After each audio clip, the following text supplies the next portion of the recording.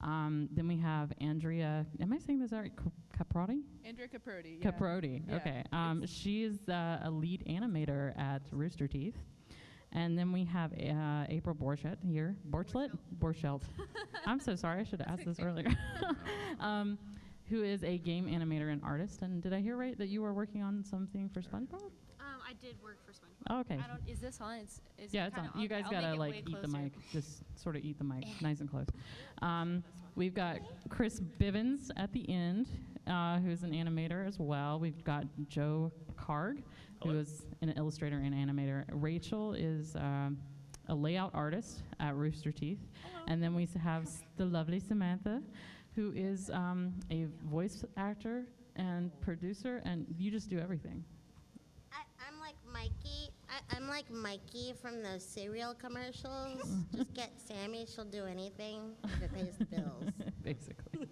Okay, so I'm going to start us off with a few sort of technical questions. So, a lot of people who are in animation or just coming out of animation college often have their first reel, and we all know what our first reel is like. So real good. So good. It's the best. What tips do you have for making your animation reel shine and impress while still working? Have While still working a regular job. Have it be at most a minute long. That's my advice. Yeah. But my advice is to have it be at most 1 minute long. Like don't try and like make it longer if your work isn't the best work you have. Make sure it doesn't look like a student reel. Oh God, that's Some big indicators that it's a student reel are that you have exercises in it. You have your flour sack, your weight lift, you have your squash and stretch. Those are all exercises that everyone does in the industry. So if we see it, we know it's student work. And the issue with that is that it doesn't show your passion and that you're trying to go further with your work. If you're just doing the bottom line, what your professor asked you to do, and you never apply it to a project or apply it to a real life example of animated work, then it shows that you will only do what you're required to do and no more than that. And also, music doesn't matter because they mute it. Yeah, we mute it. Unless it's a lip sync piece, we mute everything. Yeah. Mm-hmm. I would also say make sure that there's the pieces in there impress you. You know, if the work that you're presenting isn't something that you're excited about, then no one else is going to be excited about it either. Yeah, Ditto. Like, if I know everybody has really awesome story ideas, but don't send an entire like animated short. Just send the sizzle stuff. Yeah. Because if your short is like 12 minutes long, oh my I God. guarantee you, if I don't see action after like the first 2 minutes, I'm probably not gonna keep watching it. Yeah, it's important for you to just put your best work in there. Like sometimes I see reels that are only like 30 seconds long, but they're like such impressive 30-second long pieces that like. We're not flower sacks, we're like acting pieces and like action pieces, and like it doesn't matter how long it is as long as like it actually has your stuff that's good in it. Also, put your contact information in front of your reel, because sometimes, just make like a little play card with like a really cute picture of you, like or something, and then like your email, your phone number, if you're okay giving that out, and your website, because that's really important too. To piggyback on that, make sure that you have what you did in the project on there. A lot of times they'll see reels and it'll look great, but then I don't know what they did. Did they just color? Did they do the line work? Did they actually animate on it? So say if you did, whatever role you did on your piece, make sure it doesn't take over the whole screen. Like if you have your box, just find a small area to say you did this in this program. Or what I do is that I have a number on each one of the shots, and then at the end I have a little like index card thing that says like 1, the name of the piece. I did this in it. Yeah. Yes. That. Which is another great reason to only have it be a minute long, so they could watch through the whole thing really quickly, and then they see the breakdown, and then they go okay, and then the next time through it's like really clear and easy. Okay, cool. Thanks, guys. So I'm going to ask a little bit about our animation community in general. How important do you think it's part how important do you think being part of the animation community, like knowing everybody, is to getting a job? It's the difference between getting a job and not getting a job often. Yeah. It's more Only important than 80% drawing. of, well, only 20% of jobs in animation industry are actually posted online. The other 80% are done in-house. So it's people who know people asking people to like help them with their work, or a studio saying, oh, we need some people to work on this department. Does anyone know anyone? That other 20% will most likely go to people who know other people. So the studio puts a lead out and it says, I want an illustrator. That illustrator, that name of the illustrator who they choose will go to the other people in the department. They'll see who in the department knows that person so they can vouch for them. And if you don't know anyone or no one can speak on your behalf, then you're significantly less likely to get into that studio. So becoming a part of your community it's very integral to being successful. I can attest to that because the person that got me or helped me get the job is sitting right next to me. And the way. But it's definitely important. Especially even during college, like freshman year, I would take any opportunity to talk to animators or layout artists or whoever. In fact, my first animation interview that I ever gave was part of an assignment for like a movie class. And then right after that, I learned how to communicate and how to talk to other people in the industry and how to be a professional. So it just jump-started from there. And then, right afterwards, I started just talking to other people saying, hey, do you need a story layout artist? Do you need whoever? And, thank goodness my work was easy to read and a minute long. It wasn't that long. I made sure, Rachel. Basically all the professional industry jobs that I've had, I've gotten because someone's pushed my resume forward. So like how I got my job that I'm in right now as an animator at Rooster Teeth is that I was laid off at my gaming job, and then I was at a party for like a mixer. We're from Austin, Texas. At a mixer, and then like I met someone, and then they contacted him to do an animation, to be an animator at Rooster Teeth, and he was like, no, I don't, but I have this person that I just met, and so I ended up getting the interview and the job, thankfully. I need to pay those bills. Yeah, it's scary how that happens. So, like I was at a graduate school for like 6 months, and I was in Maine for the summer doing a job, and someone that I took one elective with once that I wasn't even very good friends with sent me a Facebook message asking if I wanted to work on Archer, and that's how I got the job doing that. It was like, it's just surreal. And Networking is huge, and all the jobs I got to work on SpongeBob doing backgrounds for them, and it was remotely, but I got it because I met some of the people that work on SpongeBob in person, and I went to conventions and talked to as many people as I could. That's how I got into the gaming industry. It was just being able to show them that you're competent really helps out when you have to work remotely, and it helps when they're like, hey, well, can we work with them in a studio? Because you got to be able to talk to people. Yeah, and you also have to be able, like, that's also a really good reason as to why you should always be nice to everyone that you meet. Just especially nowadays. Just be nice, Yeah.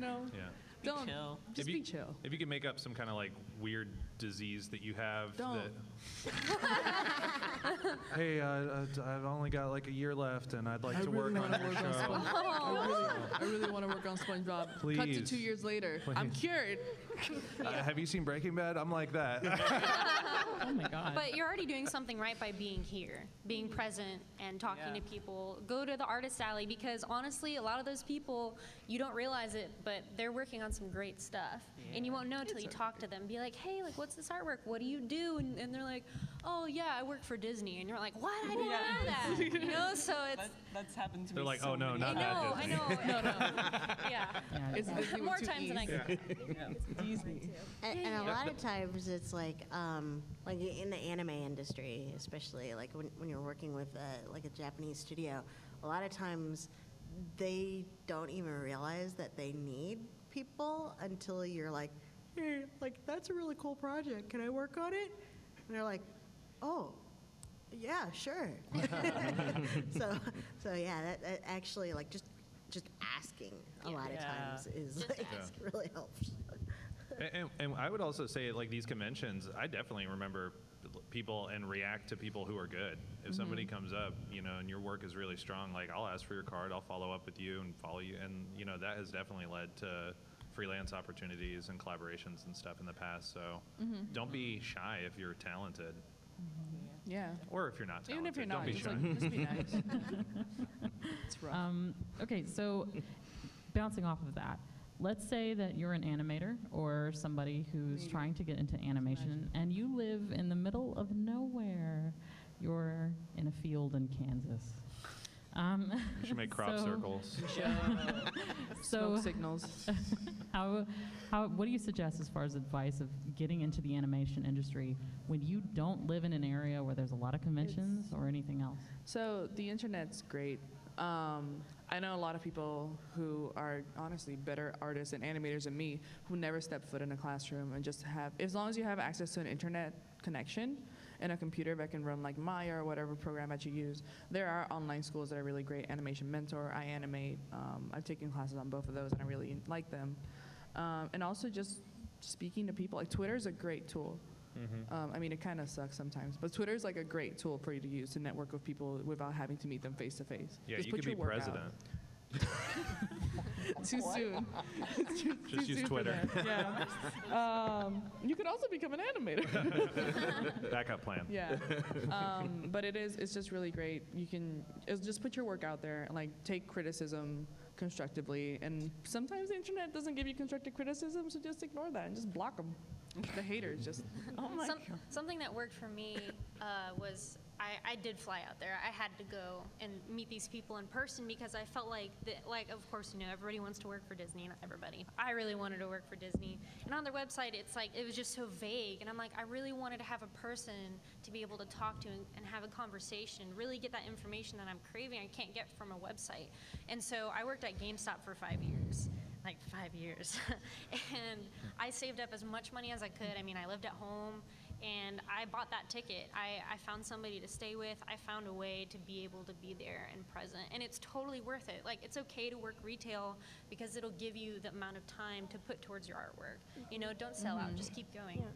So I went to Guyana recently and I met with a studio that is the only animation studio in the entire country. So what that looks like is you have no animation schools, you have no Toon Boom, you have no Cintiqs, you have nothing to create animation unless you're doing it from the start. And that's my example of like someone who has like no resources, but they're able to make it work because they are not afraid to be the only ones and to reach out to people and let them know that there are other means of telling your story. So they reached out to the electronic, what's it called, utilities? Yeah, utilities companies like the power companies and the water companies, and they started doing animations for them.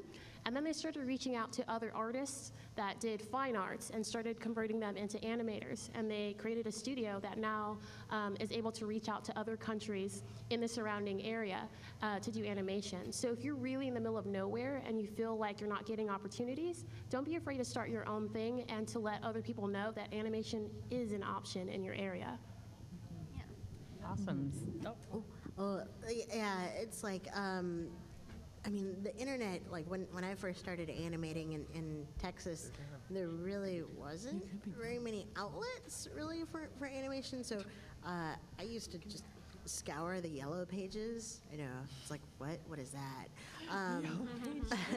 But actually, one of the weirdest ways that I got a gig was actually through Craigslist. Oh my God. Yeah. Use Craigslist as much as possible. Don't, please So Justin Roiland from Rick and Morty, he had posted on Craigslist for like an animation gig, and I was like, oh yeah, I could do that. And so that was actually how I got into working for Spike TV, and I was an animation director for Fresh Baked Video Games for 13 episodes, and yeah, Craigslist. Yeah.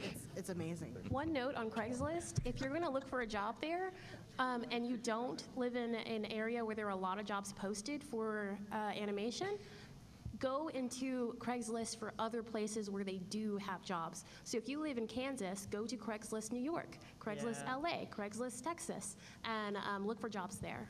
Mm-hmm. Yeah, definitely. AWN.com, is that still going? Yeah, it is. Yeah, AWN. She was saying AWN which is the Animation World Network. animationworldnetwork.com is a great place to go as well. Yeah, I used that a lot when I was still in college. Yeah, that was the place to go for Mhm. sure. Okay, so I know that some of you work in 3D, so I'm going to ask again for the person out in the middle of nowhere in Kansas. 3D art tools are kind of expensive, so how does someone new to that medium begin working in it without breaking the bank? So, I'm not going to tell you to pirate your software. But there are other free options for 3D. Like I know that Autodesk Maya is like the industry standard, but Yeah. Blender is another tool that's actually very robust and free. I worked in studios before where they actually used Blender instead of like Autodesk Maya, and they were just like, well, it's cheaper. And there are other like options for you to be able to like actually do 3D art. Sometimes you will actually have to like, if you really, really want to be deep into it, like unfortunately there's like ways for you to like do payment plans for like Autodesk Maya and stuff, but yeah. There is one thing though, that if you are a student at an art school, Maya, I know, hopefully they're still doing it, but during my time they took. Well, this is the middle of nowhere. Well, yeah, but like, so you go to As long as they have art the school. internet. Yeah, as long as you have the internet and you can like type in where you're going, like, hey, I go to art school or wherever, community college. Oh, you get the student version for You free. get the student version for free, Mhm. and so it's free for about I think 3 years. Yeah. Yeah, so that could get you started. Yeah, also for some reason, like I know it's 3 years, but I still have my free student version. Yeah. So Blender is great, especially if you're looking to get into 3D for free. Just staffing, a lot of our larger clients do ask for Blender. Now they come from LA and they come from overseas, but they're asking for Blender animators. If you go to Blender Network, their .com, then you can join the forum that they have with other Blender artists. There are so few of them that once you get in with them as a specialist, that you're more likely to get a job than if you were to learn Maya or Cinema 4D. And also with you getting access to it, there are groups like Mass Animate that are online where they have animation challenges, and you can get copies of those programs temporarily, just while you're working on that program. But you can find challenges online that will give you free access. Yeah, I think the 11 Second Club also had something Oh yeah. with Autodesk for like a little bit. I could be wrong. Yeah. Fake news. I don't know. Okay, so I'm going to ask a very kind of touchy subject, I guess, but Hell yeah. for those of you that have done freelance or do freelance, finding insurance is really hard, and being able to cover medical costs. So when you don't have a contract that covers insurance, this is an actual issue that people suffer from within the community. What do you do? What advice do you have? Eat leafy greens. I know, don't get sick Work ever. out. Don't smoke. Lots of spirulina. Stay on your parents' insurance as long as you possibly can. Essential Until oils. 24. You got to find a higher power and start just directing information. Craigslist. Yeah, So Craigslist. there are health fairs for artists out there. C4 Atlanta is one organization here that gives annual health fairs where they bring medical care professionals in, they'll give you like a rough exam. And don't be afraid to dip into your government resources, because there are ways, if you are less than sustainably employed, to get care for yourself. And also, if you know of providers that like give care, there are barter systems that do work. I have an acupuncturist who I can barter my art skills with. So yeah, don't be afraid to ask. Maybe you can do your art skills, make a website or a logo, you know? There are other ways of currency. Yeah. Know your family history. How long do you people live? What took them out? Get ahead of it. Be careful. That's another good one. Be more careful. Look across the street. Yeah. Hey, we're going skydiving. Take vitamins. No thanks. This says a lot about how our insurance system works. Use humor. Humor is the best medicine sometimes. When you don't have medicine. I mean, because, all right, I did work at GameStop for 5 years, and I worked there so long they actually offered insurance. And it's like, oh, well, I have this tiny, it's like if you really need insurance, you can get that tiny job that's from 5 to 9, but then really still pursue your art career. So that's always an option too. You can have more than one job. And that's what's cool about freelance is that you aren't tied down to the one thing. You can move around, but have that one tiny steady job to just make you, keep you through it. Yeah. I used to freelance and I used to work at Starbucks, and they paid me. They paid my insurance as well because I worked like more than 30 hours a week. So Marry an old person. rich. It has to be rich. Oh, yeah. All of these will work. They'll probably be richer than you. Back in my day, I hate to say this, but this is actually something that did happen. So, like, yeah, I'm a medical nightmare. Anyone who knows me, they're like, you're always sick. But develop really good friends because, like, when I got really, really sick and I lost my insurance in Texas, all my friends in Japan were like, oh, we'll take care of you. Come here. So, yeah, like all the anime studios were like, yeah, we'll take care of you. You just move here. So just move to Japan. Literally, yeah. Just move. Move out of Texas. Pack your bags and move away. Texas. That's the best advice for everything. Yeah, so, okay, moving on to a more happy subject. Hey. So a lot of folks in animation who are sort of familiar with animation think that the only job in animation is animating, but that's not true. So I want to know from each of you, and I'm going to start at the end with you, Chris. Okay.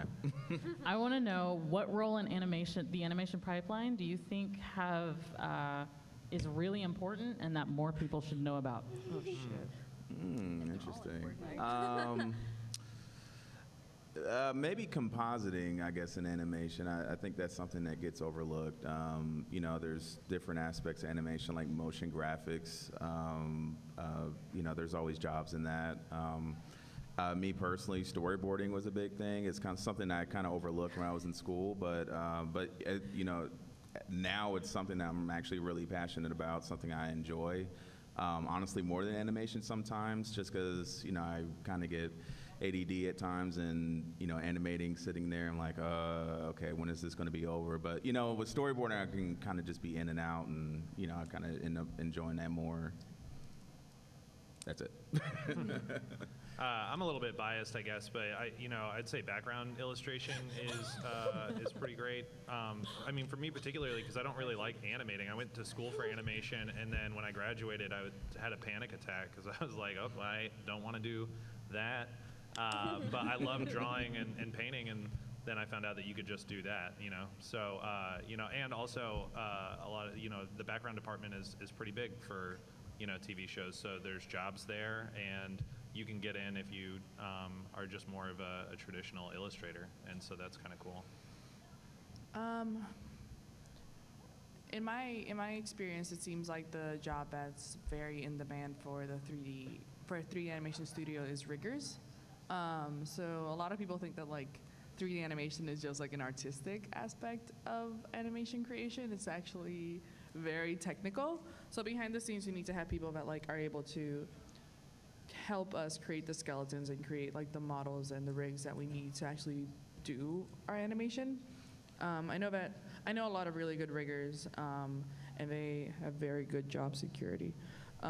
Because if you're good at it, like you basically everyone needs like someone who can make the animation actually work. So rigging is something that I would look into for 3D animation, but I really want to see more of. I'm going to be totally biased here. Oh, God. Hell yeah. Or, sorry, language. You can say hell. Yeah, it did. Layout. Nobody else knows about it. It's like the most invisible department. Well, that's good, though. But It's supposed to be invisible. So with layout, you know, I do storyboards, but I also do layout. And layout is basically taking virtual cameras and placing them in the scene and saying, okay, animator, animate to this camera. And if you don't, it is going to be, you know, you could just cheat everything. And I swear, when we take it to the final camera, we won't touch much. Like, this is close as we're going to get.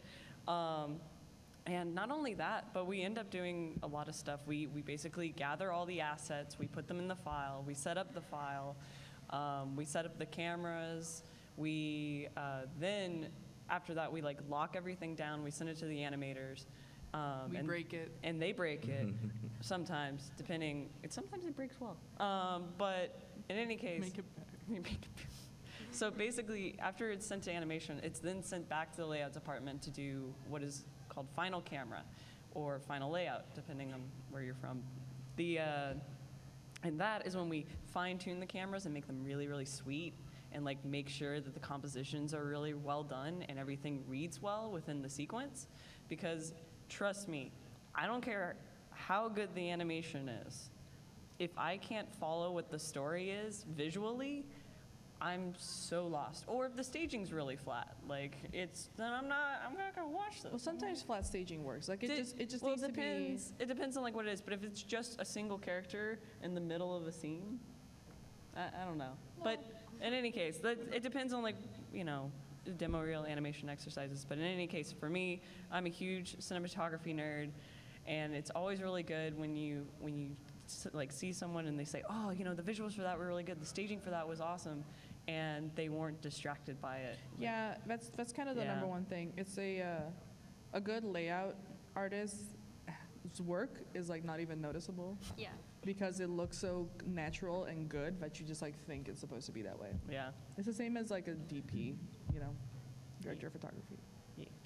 Okay, I'm gonna have a multi-layered answer. But so yeah, I went to school for fine art, so I had the oil painting degree or whatever, and then I went to a convention. I was like, yeah, I want to be in animation, and they're like, so you want to make things move? I'm like, no, and they're like, oh, wait, you don't know, so what do you want to do? I'm like, and then okay, I learned. I was like, I want to do visual development, and they're like, well, what part of visual development? I'm like, there's more, and I'm like, crap, and they're like, yeah, there's environment, there's character, there's color and light, there's concept. I'm just like, okay, well, what can I use my skills for and fit it into that? I knew I was not a character person. I was like, oh, well, color and light, because I wanted to be able to do the color and light. And so I started making my portfolio into that. But with that being said, those were more the movie side of things. So they had those sections, but when I started getting into TV animation, they had background painting, and I didn't have to do the whole layout. Somebody else would do the layout,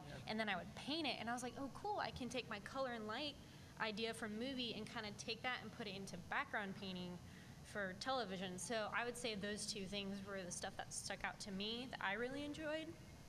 And it was just really cool knowing that there was way more jobs than I thought there were in movies and TV. So just, I would say also pick which venue you want to go towards, because they're two different monsters. So TV or movies. Or games. Or games, yeah. So I'm going to go with the most important thing for the actual story are your storyboards. Even though I'm not a storyboard artist, I'm going to go ahead and agree with Chris down there. Storyboards are very important. You can have a YouTube video with your animation, like in its pre-production phase, with a storyboard and good voice acting, and it'll go really far. If you've ever watched a video online and it had like scribble animation, it just, well, even more than that, like scribble animation, and it moved you through the story, and it had really good voice acting, the dialogue was really strong, then it didn't matter that the visuals were really weak. So I feel just in terms of story, that's most important. But if you really want to get technical, the most important job is the executive producer. Oh, that's the person who gets the money. They also put together the teams. So they hire people who will be like the managers or the leads or the seniors, and those people will find other people.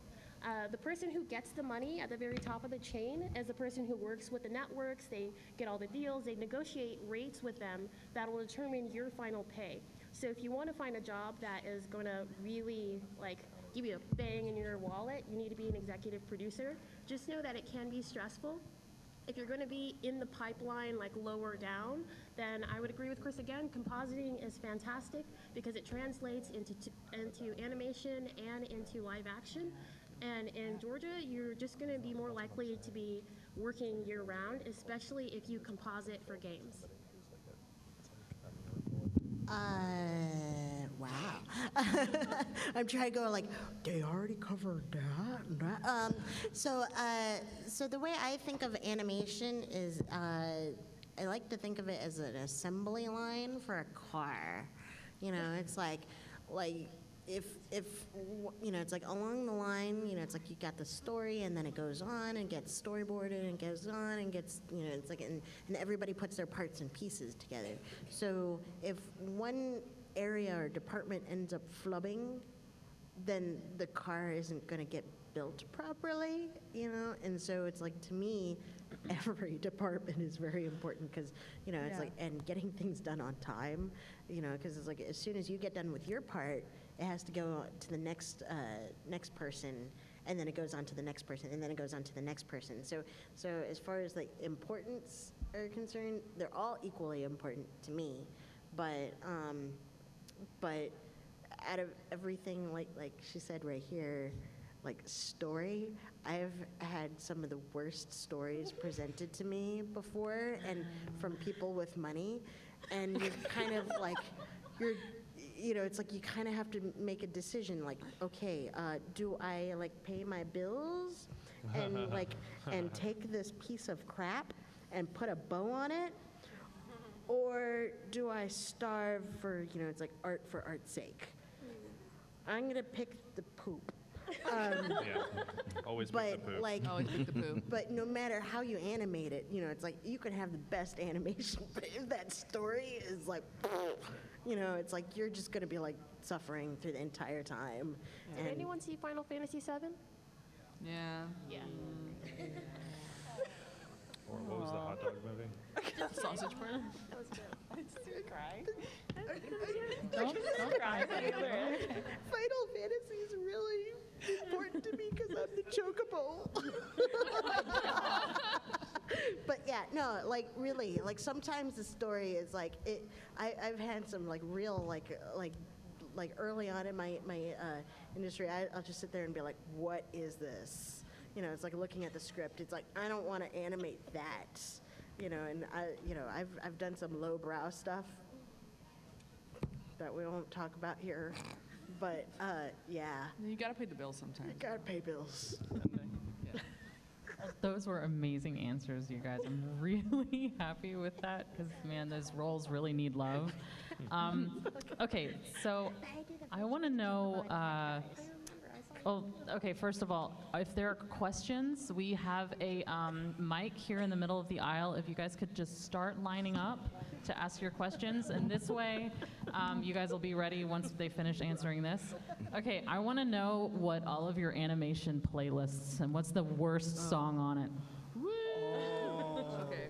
Yeah, what you listen to when you're animating. I have Spotify. Oh no, Rachel's getting her Spotify out. I listen to exclusively K-pop. I have to. I don't understand.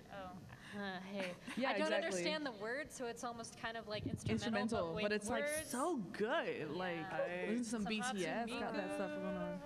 Gun Wing, Not Endless right now. Walls. Oh god. Yeah. Ooh, White Reflection. That's my jam. Girl Angel's thesis neon.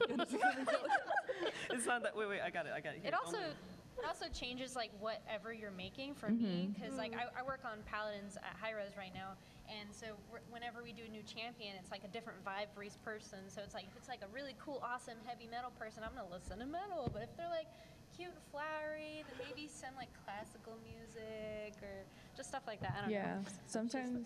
Sometimes I'll be animating like a really, really sad scene or like a really cute scene, and I'll be like, Yeah. like, Yeah. but I found it. she found it. Yeah. I'll just play like really sad music when I'm People- animating sad stuff. Crossing Field, the sword art online SAO. Why are you The bad? SAO opening. Why are you bad at this? So good. I like the Gun Gale one. But like I think I agree with you guys. Like depending on what the sequence is, sometimes I'm listening to Iron and Wine. Sometimes I'm listening. Yeah, it's weird. You're so and Austin then, right now. And then like the next minute, I'll be working on something. I'm like, I need to pick up. So I'll listen to musicals But truthfully, like Rachel did is really only listening to the first opening of JoJo's Bizarre Adventure on Oh, repeat. dude, I've got that on repeat. I got that like I got like 4 different versions on this anime playlist. Well, no, actually, it's Bloody Stream. Thank you. Oh, okay. Bloody Stream. All right, it's good. I have a problem where it's like if I listen to music, if there's lyrics, I'll start singing really badly to it. So it actually kind of distracts me from actually working because they actually, Andrea and Rachel, they saw me flail, dance, sing last night in Yeah, the car. Like, yeah, I literally, I flail. It's like Kermit the Frog going, ah! But so what I do is I actually listen to movies. I watch movies. And And Critical I have it Role. playing. I Yeah, and Critical Role. I listen to Critical Role a lot because it's like 3 hours and it's like a good timer thing where I'm like, cool, I've been working for 3 hours. This is great. I do that, but with Next like show. I do that, but with episodes of Law and Order SVU. I'm like 17 seasons Murder in. mysteries. Murder mysteries are really fun. Stream Adventure Time. Stream Adventure. Didn't see that. Okay, so what about the boys at the end? What do you guys You guys. I thought we were all still listening to Drake exclusively. This is a good album. Started from the bottom. I listen to that. But listen to his Degrassi time. Yeah. Sometimes I'll just listen to old messages from my mom, just being like, "Hey, it's me. Call me." You know, or it's like, "Hey, haven't talked in a while. Are you doing okay? All right. Bye." That's too real. Call your mom. Call your mom, man. She's not. That's good. It's a trap. Honestly, I mainly listen to podcasts when I'm working, and probably the worst, I don't know, band or song is maybe Hall & Oates, but Hall & Oates, What? but Hall & Oates is badass though. Yeah, So that's yeah, what I'm saying. yeah, I mean, excuse you you. just said that. I mean, I listen to everything essentially. You're not my you know, best so- friend anymore. Don't touch me. Okay. Podcasts are great. Call me, maybe. So let's go ahead and open the floor up to questions. Yeah. Only about Holland Oates, please. A quick note for our people who are asking questions: ask one question, make it quick. Thank you. Okay, so long story short, not an artist, not an animator, and I opened my big mouth to a internet website. For every upvote, I do a frame of animation. Joke got out of hand, and I owe about 1,700,000 people a 22,000 frame animation. Any tips or hints? Why? Yeah. What was the question? This is fraud. I didn't hear. I it. didn't hear the question either. 6,700 frames in, I got 18,000 more to go. Do you have any money? No! Because you could Yeah, pay it's- people, but yeah, maybe you should say you're sorry. Yeah, maybe you should like apologize. It's kind of I a messed have up to thing deliver. to do, dude. Or go to like Central America or something. Yeah, I'm from South America. Don't go there. Yeah, you need money or a passport. Okay. I guess I'm just going to have to finish it. 2D animation. Yeah. Thank you, guys. Hi. I just want to know, like, what kind of, like, I want to like work on like storyboarding and stuff, like storyboarding character design. I was wondering what kind of like portfolio people are gonna be looking for, like for like storyboarding and such. I mean, mainly what people will be looking for is, you know, how well you can tell the story. That's the most important thing with storyboarding. You know, of course, draftsmanship is, you know, definitely key. You know, that's something that people are looking for too. But telling a story is like the, you know, the main thing that people are looking for. Yeah. And good character acting. Yeah, the acting, staging, lighting. People you know, just have to. People just have to be able to like know what's going on. Like Yeah, I yeah. remember I saw the best storyboard portfolio that I saw. I don't think it was yours. I'm sorry. Was That's like fine. this. It was a storyboard, and I was going through the whole thing, and by the end of it, I realized that it was a retelling of like Little Red Riding Hood. And so like it just made sense. Like everything clicked at the end, and they didn't tell me anything beforehand. So it's like just being able to draw clearly. Make the cameras like as clear as possible, and like Yeah. be able to tell the story without any words. Yeah, clarity's way more important. It, depending on like what type of board you're concepting, because like I know that there's concept boards, and those are a lot simpler and don't have as like many breakdowns or aren't as fully animated. And those are different because those convey more mood. But definitely like what these guys have said, acting and then clarity. Like you can give a really simple drawing and it can be the clearest drawing and give you all the information you need. One Yeah. picture's worth 1,000 words. Yeah, it is. Yeah. We work in a visual, Yeah. career. So Yeah. you can't really be there at the movie theater and be like, hey, what I really meant at this part was this. No, yeah. You know, so it's like, Well, actually, yeah, you can't have commentary over your film. So like show them the ability to like tell a story visually with like no words, not having to Basically. yeah, Yeah. 100%. figure out. Thanks. Thank you. Yeah, thank you. Hey guys, so the internet is so saturated with good animators.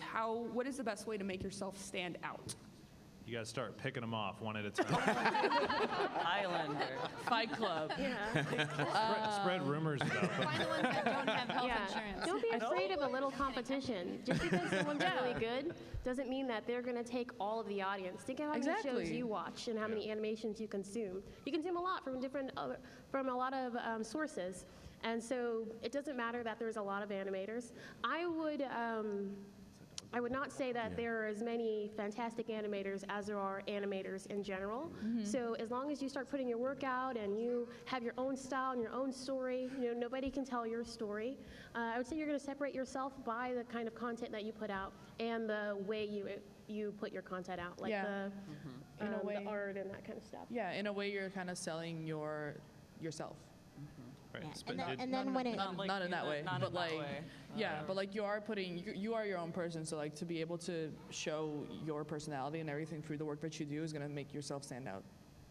And then if you can, pick something that you really enjoy doing. Oh my and God, become yeah. the master. Yes. Like, Yeah, I was gonna say that own specialized. that. Become the one that everybody has to come to do that Yeah, one thing. I love doing like there's like podcasts that I love, and I just love doing like animations from like bits of those podcasts and stuff. So that works. And don't be afraid to ask. Show it to as many people as you can, Yeah. and get that feedback and make it better than those people that you see on. yeah. Yeah. And Also, sometimes you it's could not kill just them. no. Sometimes But it's that- not but just it's the like- fact that it's good. Okay, Yeah. sometimes it's not just the fact that it's good animation. It is, like April was saying, the way you distribute it, because you can think about a lot of animations that you see that don't trump what you may see. Like you may see it on television, it looks like okay, and then you see what's online, what's on YouTube by independents, and it's amazing, and you wonder why did that amazing animation go on television. And a lot of it's the behind the scenes marketing of it, the negotiations. So you can put yourself ahead of a lot of people who are really good just by being strategic. Yeah. Yeah, I was also going to say that it's like a double-edged sword. There's all this amazing animation that you can see online, but you can see it, and so then you can develop a strategy based on that. Can you do something that good, and could you do something that would improve upon that, so that you sort of are on the next rung Yeah. up? Use competition as like a motivator, not as something that brings you down. Yeah. Cool, thank you guys. Welcome. Yeah. It's Kiki. Yeah. Oh, this is so scary. I want to know about, like, there's jobs everywhere for, like, art careers and animation and stuff like that, like concept art and stuff.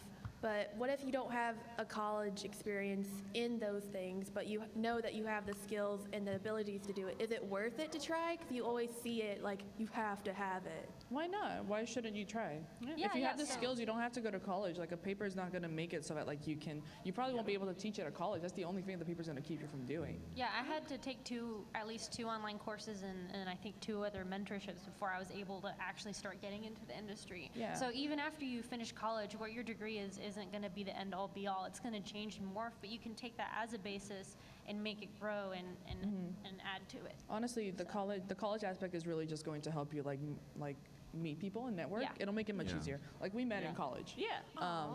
But other than that, like I know people who work and like are very successful in the industry who never went to college. You just need to have the talent, the dedication, and like the ability to work hard and like put yourself out there. Yeah, definitely. And- These types of shows. Oh, sorry. I was gonna say something, but I don't want to overstep anybody. Nah. I was just gonna say, I don't know if you're familiar with Adam Hughes or not. I mean, but Adam Hughes is probably like one of the most successful comic book artists, right now, and completely self-taught, but he just, cultivated his talent, and he really zeroed in on what he does best. Sexy girls and cool art, but but yeah, hot guys too. Yeah, Gender don't Equality discriminate. Spears 2017. But but that's that's something to take away from that as well. So yeah. I was going to say, it's like when I first started animating, it was in '97, and there were no colleges for animation. And like, I didn't know anything about animation except for what I saw in movies. But I went through Yellow Pages and I found an animation studio. And I nagged them for like a good 2 weeks before they finally hired me, because they were like, she's not going to go away. So I actually learned everything that I knew now from just interning. I didn't take any classes or anything like that until like 3 years after I had already been in the industry for 3 years. And so, like, really, it's if you don't have the ability to get classes, it's like, learn all that you can on your own. I mean, there's the internet, there's YouTube. I'm constantly looking at YouTube tutorials, like, how do I do the algorithm for smoke? It's like, in Maya, like, and it's like, and stuff like that. It's like, now you have all these things at your fingertips. You can actually learn more if you just get on your computer and do it at this point. Yeah. And then just try your hands at like doing flip books. It's like, just try it, do it. Yeah. That's the best way to learn. There are also online challenges like the 11-Second Club, and there are challenges for 3D people, and the School of Motion has challenges for people who do motion graphics. So no matter what avenue of animation you're in, you can find a challenge online that will give you feedback from professionals on your work. I love 11-Second Club. Like, I do it like whenever I feel like I want to do an animation. I just go there and I look for a backlog of like audio. It's just 11 seconds worth of audio, and I just animate that. And enter in as many competitions as you can too. Yeah. Mm-hmm. That's always fun. All right. Thank you so much. You're welcome. No problem, Kiki. What's up? Hi, I'm Zion. Hi. I wanted to ask, like, what cartoons or things got you into animation, like, inspired you to do this job? Okay, one quick note, guys. We have about 10 minutes left, so make it short. We're going to do a lightning round. Go. Yeah. Wait, what? She's just going to go down the road. What was the question again? What like cartoons inspired you to get into animation things? For me, it was Bugs Bunny being drawn to life. I watched that when I was 2, and I knew that's what I wanted to do, and here I am. I loved Pocahontas, and then seeing Glenn Keane's sketch of the Beauty and the Beast transformation, I was just like, I want to do that. I would always watch cartoons with my dad all the time. So we would watch like Toonami, we would watch like Courage the Cowardly Dog, and then like I kind of had a moment that it was during like Lilo and Stitch when I watched the movie. I was like 9 or 10, and that moment I was like, I gotta get into animation. I gotta go. This is my calling. Bye. My mom still is a really big Gundam fan, so I grew up watching a bunch of robots just punching each other. Also, since I was younger, I liked to draw. My mom was like, "You're gonna be an animator," and I just didn't want to think my own thing, so I just became one. I'd say like true. Steven Universe. Yeah. It came out like 2 years ago. Yeah, I didn't used to want to do animation, but now I do because of that. Lion King, Tekken Man, Blade. Yeah, like a bunch of anime that just came out like in the late 80s, early 90s, and whatever cartoons, Saturday morning cartoons. Dude, Static Shock. I grew up in Japan where I was surrounded by anime, and I hated anime like with a passion until I moved here to the U.S. because my dad is actually like the biggest Disney nut I've ever met in my life. And he used to make me watch Cinderella and Fantasia like every couple of months. And so I turned into, like, I was like, I'm going to bond with my dad. I'm going to be a Disney fan. And so, yeah, that's actually how I started I was like, I'm going to take over the Disney company. And then I got into anime, and we're now in anime. Thank you. Thanks. I watched most of those. Cool. What about the others? Hi, I am not an animator. I am an international business major with a focus of international trade and law. Okay. Japanese is my main foreign language, and I go to Japan next summer to require to graduate as a foreign exchange. How does someone like me fit into your industry? Sammy's probably the person to Yeah. ask. You can talk to me later. So are you wanting to get into like animation law and negotiations and stuff like that? Is that what it is that you Yeah, that's what I was interested in. So you would need to go through like every year in Japan they have like a lot of industry conventions. Like they just got done with Anime Japan, like over in Daiichi, I think it was. Daiichi, yeah. Daito or I forgot where, but you know, it's like that's where all the animation industry people go to, and so that would be the best place, especially since like most of the studios like Gonzo has a booth, you know, and it's like Tatsunoko Productions has a booth. You can just go straight directly to those presidents and start talking to them. So that's the best way to go. Understood. Thank you. Thanks. Gambatte. Everyone took my question, so I'm going to come up with a new one. So what would be, I guess, the proper way to like connect with people, like at like conventions and stuff? What's your guys' I guess advice? Biologically. For networking. How to network with people? Yeah, that. So glad you asked. You can go to myanimationlife.com and you can see our animation calendar, classified ads, and map. They are the most inclusive animation resources for Georgia, and they're free. So that's a big one, and it's myanimationlife.com. Yeah, and I Got mean, it. just being personal, just being a person, because we're all people and you're a person. So just Be human. just be a human. No dogs allowed. Yeah, just talk about what interests you. Take it back. I take it back. I'm sorry. You're a good boy. I would just give talk that about dog what- my job. Just talk about what interested you. Like if they have a booth, just talk about their artwork. And like I said, a huge question I kept asking is, what do you do? And then when they say, I do this thing, it's like, well, how did you get the job? And then you say, this is what I'm interested in. And it's just a conversation. Yeah, Yeah. make it about And it them. doesn't- Yeah, and it doesn't, there's no pressure because it's just a conversation. Yeah. Oh, Well, but there's word pressure of on you. warning, don't turn creepy. Don't start asking about like what restaurants do you guys go to? Like What car did you drive here? What's your social security number? If you show up at my door, I will slam the door in your face. It has happened a couple of times. Yeah, dude. I mean, it's coming to panels like this, like coming to panels and then afterwards looking at the people who are on the panel, and then just like looking them up and just talking to them. Twitter, I'm telling you, Twitter, I can't say the word. I poop post a lot, but like it's also a way do for what? me to like. I post a lot of bad stuff on Twitter, but it's also the way that I find a lot of people. So just having a presence. Yeah, a lot of people who worked on Archer were found through Twitter and Tumblr. So those are great places to post. Yeah. Very good. All right, thanks. Thanks. Oh man.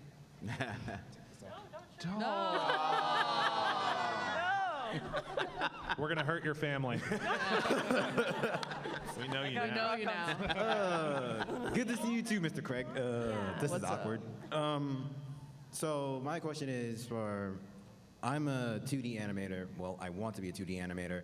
And the problem is that where I am, my style isn't located because I want to do anime. So I have a question. Is it best to go at the source to improve that style of anime or animation? The issue is where you are as opposed to who you're marketing to. So a lot of anime is done in Asia because they're really good at it and they have the resources and they get the funding. You're doing it here in America, you're minimalizing the amount of people you can pitch to. A lot of times when you pitch to like a network or to a certain brand, you pitch to what they've already created, their vision of it. So unless you plan on doing it by yourself and just making your own like American anime session, then you need to be able to conform to something that's here or go somewhere where they have tons of it. Okay. I think it would be best that I master it first before I try that idea. The basics, the basics are very important to learn. Like there are 12 principles of animation. You have to be strong in each and every one of them before you like actually start creating a style, I think. Yeah. Yeah. And even form too. Like it's definitely. You have to be a good draftsman. It's Being a good artist, period will be a good basis for you to become any specialized kind of art. Yeah, and then you can kind of develop your style from there just by learning from other people and other artists. Yeah, like I think I'm an okay artist, but now I just draw cute anime girls. So, but I earned that spot. All right, thank you. Okay, guys. Okay, guys. Unfortunately, we literally have a minute left. Okay. So, speed round. A speed round for all of my panelists. I would like to know where we can find you here and where we can find you online. Okay. You go first? Oh, yeah. I'm on Facebook. I live on Facebook. But while I'm here over at the Artist Alley, I'll be sitting with Andrea and with Rachel over at AA55. 35. At 35? Wait, no, 55. Normally munching on something. I don't know. Yeah. You'll find us. You can find me online. You can find me also on Facebook. So that is Facebook.com/Elisa A. Lewis, or you can go to elisalewis.com. You can find my company, myanimationlife.com. We're most active on Facebook, and you can find myself and lovely April in the Artist Alley at table 13. Yeah. And you can find my stuff. It's aprilrainstudios.com, and literally my email is generally the same, and my Facebook, Instagram, it's AprilRainB2, I think, for most of those. But yeah, just find us at her booth. Our booth. Our booth. Aw. Yeah, so Twitter is the best way to get probably a hold of me. So my Twitter handle is at RAMI_, and then my last name. DODA. Oh. And then I do have a Facebook. I don't use it as much. But honestly, like, Twitter's the best way to get in contact with me. And then I have a table here in the Artist Alley, AA55. 35. It's one of those. It's man. 55. I got the paper in the back. Watch it be 35 though. My name is Andrea Caprodi. You can find me on Twitter. I'm at AIRI Smile, like Irie Smile.